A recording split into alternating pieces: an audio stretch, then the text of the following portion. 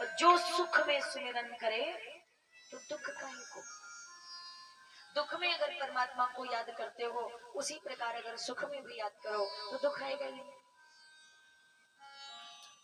हम आप सभी ने श्रवण किया परमात्मा की पावन दिव्य लीलाएं हैं। और आज जैसा कि हम आप प्रथम सूचित हैं, आज कान्हा जी का हैप्पी वाला बर्थडे है। आज ठाकुर जी का जन्मोत्सव है और उसी में हम आप सभी सम्मिलित होंगे। मानव जीवन में हमने आपको बताया था कि परमात्मा ने संपूर्ण सुखी किसी को नहीं बनाया। किसी न किसी प्रकार से, किसी न किसी वजह से हर आदमी परेशान है। कोई अपने शरीर से परेशान है, कोई अपने मन से परेशान है, कोई परिवार से परेशान है, कोई गरीबी की वजह से परेशान है। परेशान सब है। और हर व्यक्ति, प्रत्येक को ऐसा लगता है कि मेरे जीवन में जो कष्ट है शायद किसी के जीवन में।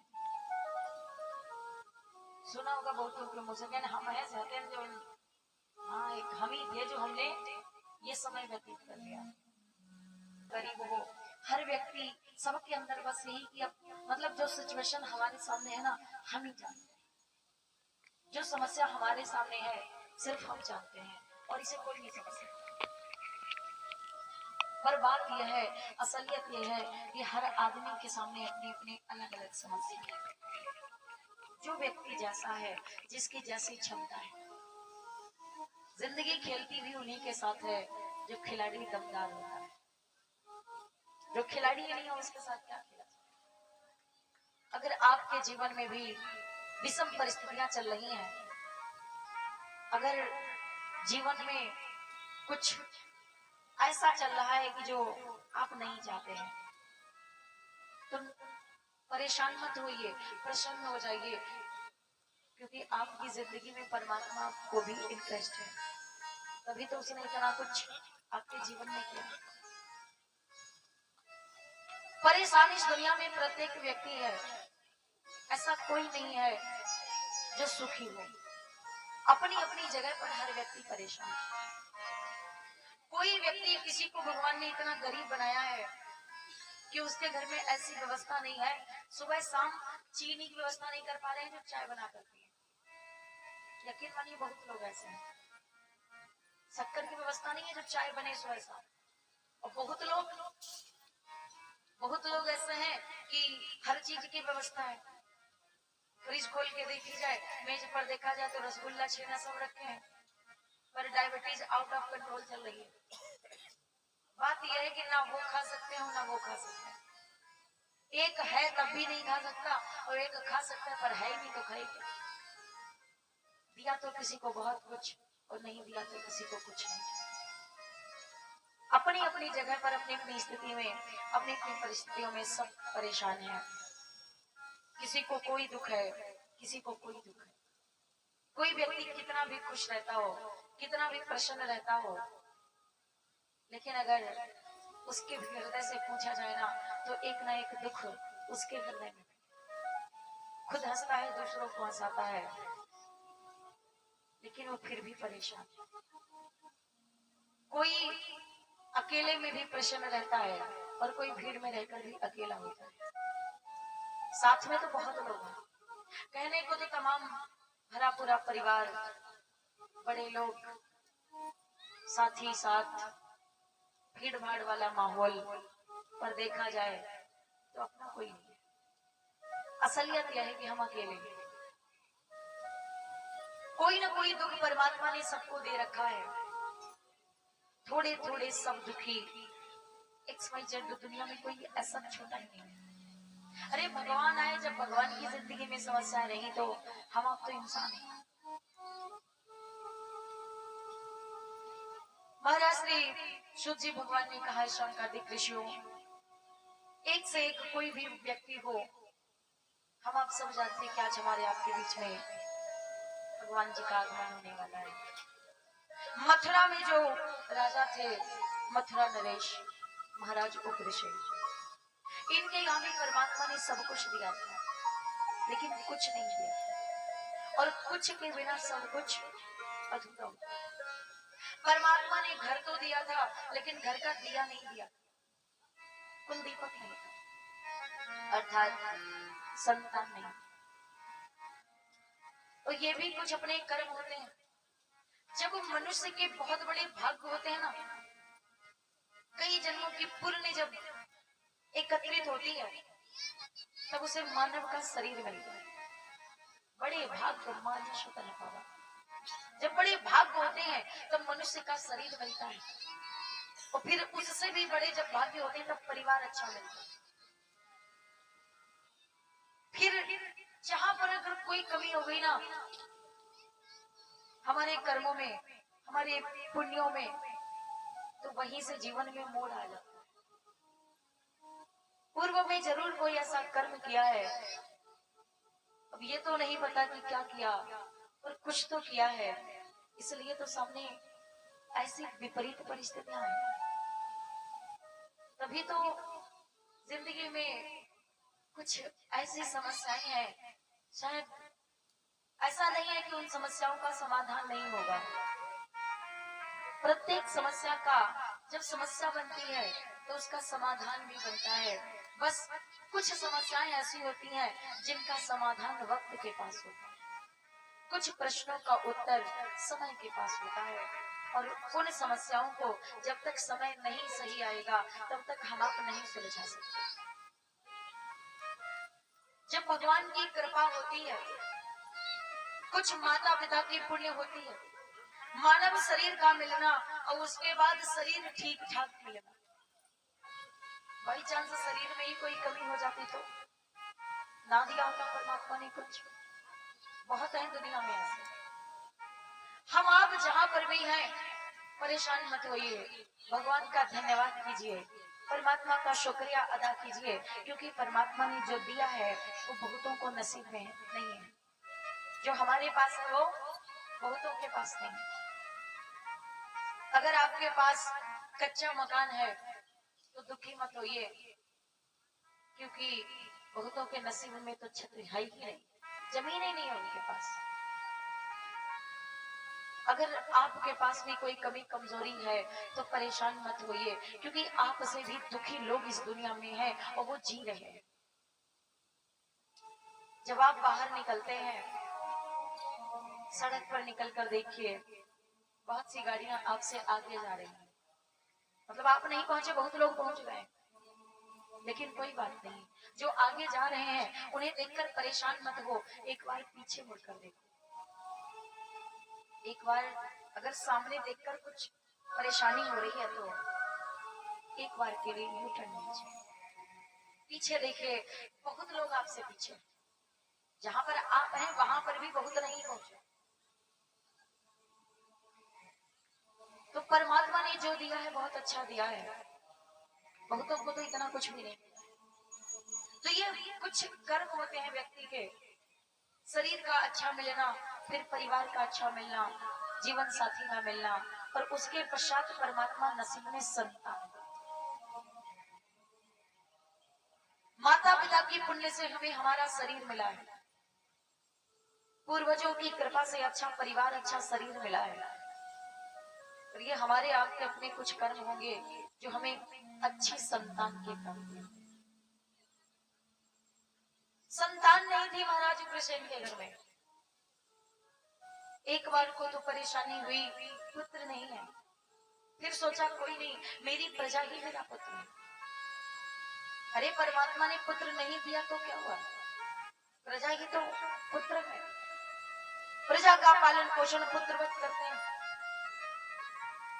जिस राजा के राज्य में प्रजा दुखी रहती है ना, वो राजा नर्क जाता है। उग्रसेन के राज्य में कोई दुखी नहीं था सिवाय एक के। कौन? वो थी महाराज की पत्नी, जिसका नाम है स्वयं प्रभा, जिसे हम आप पवन रेखा के नाम से जानते हैं। मैया जो पवन रेखा थी वो परेशान रहती थी, वो दुखी रहती थी। क्यों? क्योंकि पुत्र नहीं। एक दिन की बात, माता पवन रेखा परेशान थी तो उनके पति ने कहा, प्रिय एक काम करो, तुम उदास हो, परेशान हो, चली जाओ बगीचे में टहलाओ। अगर आप परेशान हैं तो अकेले बैठने की बजाय अच्छा है कि आप थोड़ा बाहर निकलिए, घूमिए। जरूर मन बदलेगा। तो पति का आदेश मिला, जाओ घूमाओ, तुम्हारा जी बहल जाएगा। पति की बात मानी और पवन रेखा मैया के बगीचे में गए। लेकिन ये भारतीय संस्कृति का नियम है, सनातन धर्म में संतों महापुरुषों ने, बड़े बूढ़ों ने जो कुछ नियम बनाए हैं, उन नियमों में जिस समय विवाह होता है तो तमाम वैवाहिक रस्में होती हैं। उन रस्मों में एक रस्म होती है वचनों की रस्म, जहां पर पति पत्नी से 5 वचन मांगता है और पत्नी पति से 7 वचन मांगता है। पति जो 5 वचन मांगता है उनमें से एक वचन ये भी होता है कि हमारे बिना, मतलब अकेले, कहीं भी किसी भी अवस्था में अकेले टहलने या भ्रमण करने मत जाना, और न ही माताओं को जाना चाहिए। ये मर्यादा है, माताओं को अकेले नहीं जाना चाहिए। माताओं अगर आप अकेले जाती हैं, और बहुत लोग कहते हैं ना हम अकेले नहीं थी, हमारे साथ में मतलब चाची थी या काकी थी या बहुत लोग, तो माताओं सोचो जरा, क्या पवन रेखा अकेले गई थी? उसके साथ में बहुत सी दासियां थी, बहुत सी सखियां थी।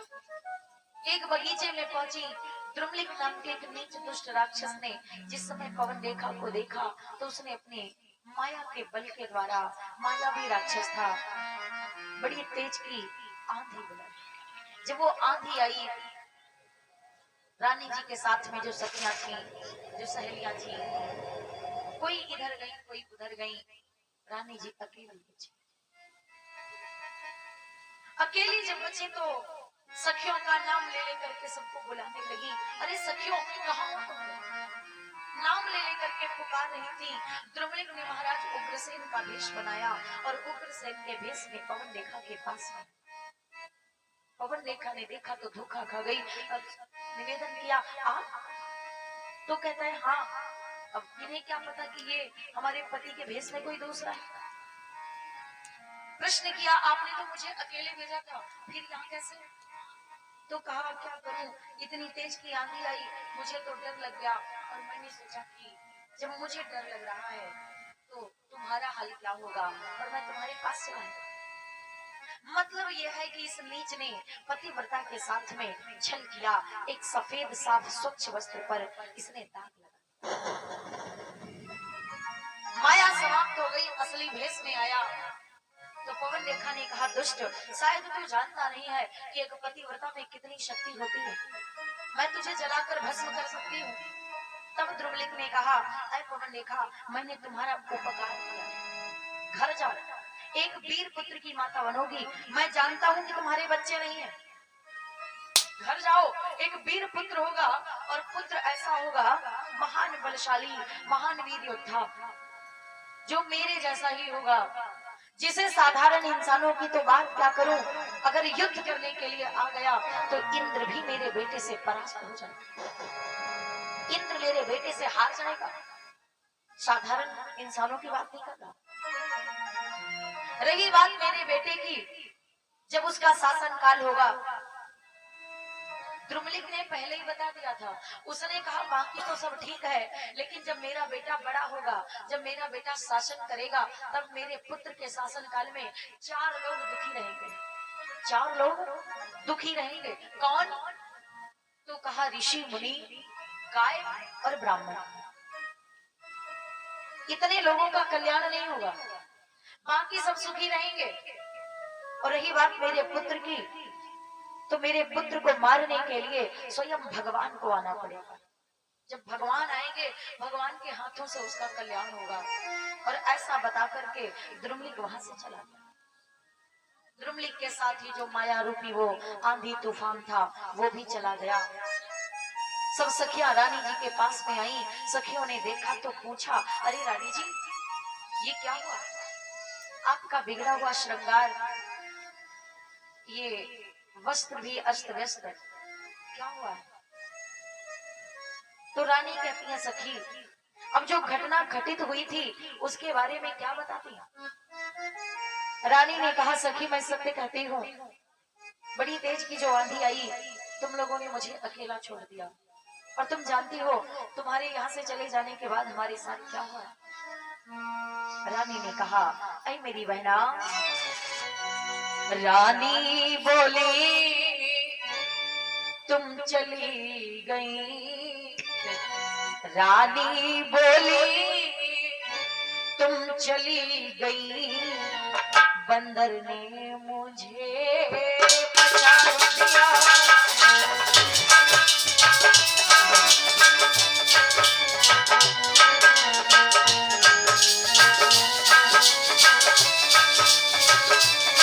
मेरी साड़ी को फाड़ दिया।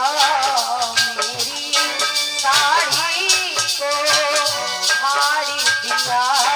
सारा श्रृंगार बिगाड़ दिया।